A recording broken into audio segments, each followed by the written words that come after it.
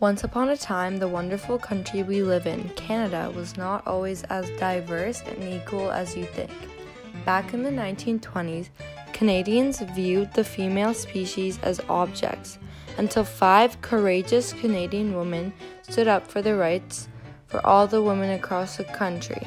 The 5 women who changed women's rights in Canada were Emily Murphy, Nellie McClung, Henrietta Muir Edwards, Louise Irene Parlby, and Cremy McKinney. Their story of hard work and determination rapidly drew attention across the country, and the citizens referred to them as the Famous Five. All these women were very serious about women's rights and contributed many diligent years fighting for equality before they assembled together.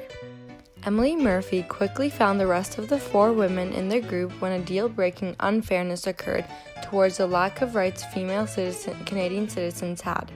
In 1916, Emily Murphy was the first woman in the British Empire to get appointed the role of a judge in Alberta's government. Murphy was very passionate about politics and was ready to go one step further.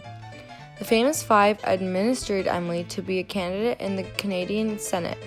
The Prime Minister at the time, Robert Borden, rejected her proposal and argued that Emily was not a qualified person for the position, and the Canadian government defined the word persons only to describe the male gender.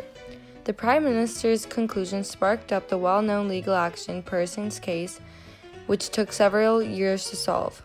The 5 ladies were enraged when they heard the Prime Minister's words, and altogether they got ready to make history.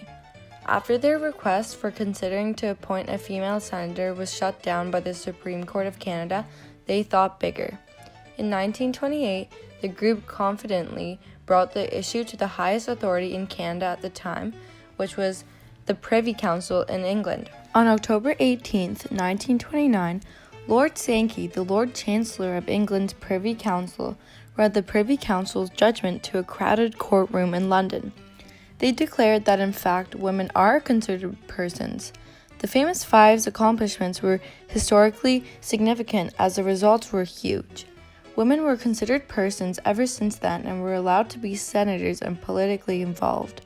Their impact in gender equality was so big that in October 2000, a grand bronze statue of the Famous Five having a pink tea was placed on the Parliament Hill.